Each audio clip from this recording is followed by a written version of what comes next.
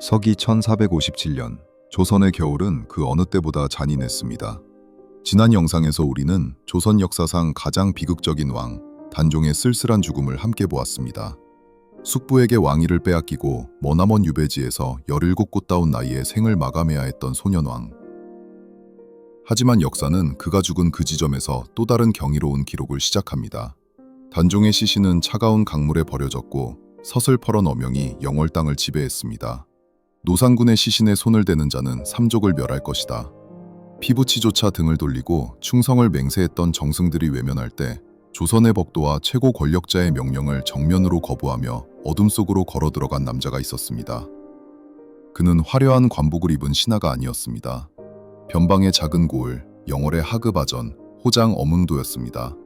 오늘 우리는 단종의 비극 그 뒤편에서 역사가 감히 기록하기 두려워했지만 끝내 잊을 수 없었던 한 남자의 위대한 반역을 추적합니다. 수양대군은 왕위를 지키기 위해 형제와 조카 그리고 수많은 충신들의 목숨을 앗아갔습니다. 공포정치가 극에 달했던 1457년 10월 단종이 숨을 거두자 세조는 마지막 자비조차 베풀지 않았습니다. 시신을 수습하지 못하게 함으로써 영혼까지 떠돌게 하려 했던 것입니다. 당시 영월의 호장이었던 어문도는 이 참혹한 광경을 가장 가까이서 목격했습니다. 호장이란 고을의 행정실무를 담당하는 아전의 우두머리였지만 중앙의 실세들이 보기엔 그저 언제든 짓밟을 수 있는 작은 풀뿌리에 불과했습니다. 하지만 이 사내의 가슴 속에는 거대한 폭풍이 일고 있었습니다. 영월 엄씨 가문의 자손으로서 유교적 충의를 목숨보다 소중히 여겼던 그는 강물 위를 떠도는 시신을 보며 조용한 결단을 내렸습니다. 수많은 기라성 같은 대작들이 하지 못한 일을 지금 병방의 아전인 자신이 해내야 한다는 사실을 알았습니다. 그것은 단순히 왕을 장사 지내는 것이 아니라 자신의 아들들과 노모, 그리고 가문 전체의 운명을 도박판에 올리는 위험한 도전이었습니다. 어문도는 장성한 아들들을 불러 모았습니다. 그리고 집안 깊숙이 모셔두었던 관과 수의를 꺼내왔습니다. 이 물건들은 본래 8순이 넘은 노모를 위해 정성껏 준비해둔 것이었습니다. 효를 으뜸으로 치던 조선시대에 부모의 장례용품을 다른 용도로 쓴다는 것은 그 자체로 엄청난 불효였습니다. 내 어머니를 위한 것이나 지금 나라의 어버이였던 분이 길바닥에 버려져 계신다. 이를 외면하고 어찌 자식이라 신하라 할 수 있겠느냐? 아들들은 경악했습니다. 아버지, 이는 삼족이 멸할 대역죄입니다. 우리 가족 모두가 형장의 이슬로 사라질 것입니다. 하지만 어문도는 흔들리지 않았습니다.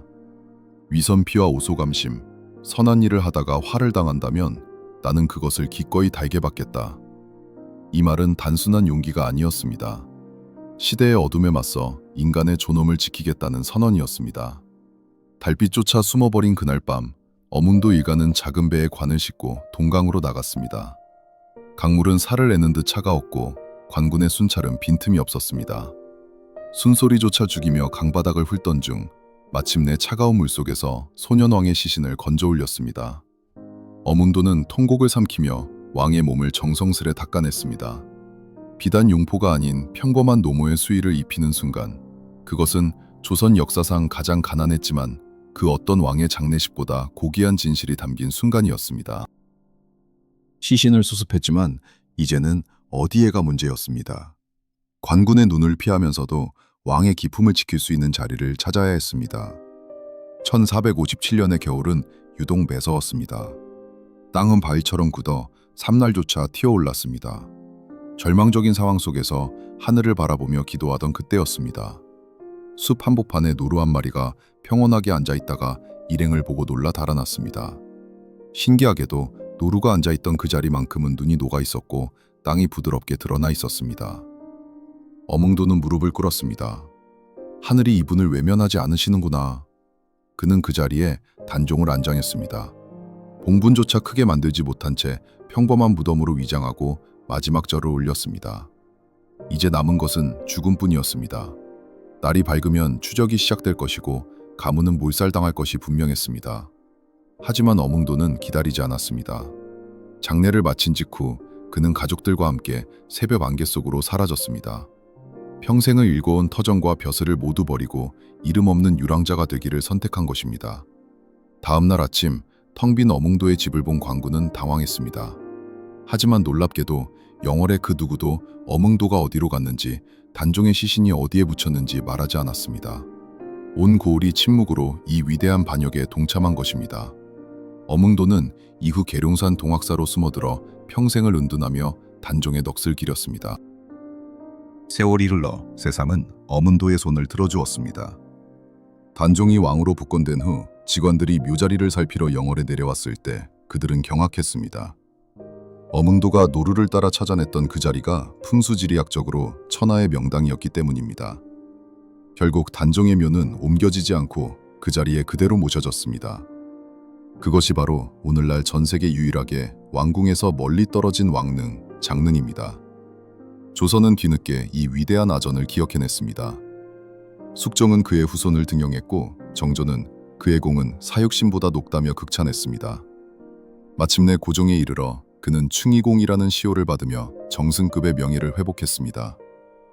우리는 지난 영상에서 단종의 비극에 가슴 아파했습니다. 하지만 오늘 어몽도의 이야기를 통해 그 비극이 절망으로 끝나지 않았음을 확인합니다. 권력이 칼날을 휘두를 때 무엇이 옳은 길인지를 온몸으로 증명했던 평범한 사람. 모두가 살기 위해 불의와 타협할 때 그는 사람답게 살기 위해 의를 택했습니다. 현대를 살아가는 우리에게 어몽도가 던지는 질문은 묵직합니다. 이익 앞에 정의가 무너지는 순간 여러분은 어떤 선택을 하시겠습니까? 영월 동강의 차가운 물속으로 뛰어들었던 그 남자의 뒷모습이 오늘날 우리 양심의 작은 울림이 되기를 바랍니다. 오늘 이야기가 유익하셨다면 지난 단종편 영상도 다시 한번 확인해 보시길 추천드립니다. 구독과 좋아요는 더 깊은 역사를 발굴하는 큰 힘이 됩니다. 지금까지 역사통찰이었습니다. 감사합니다.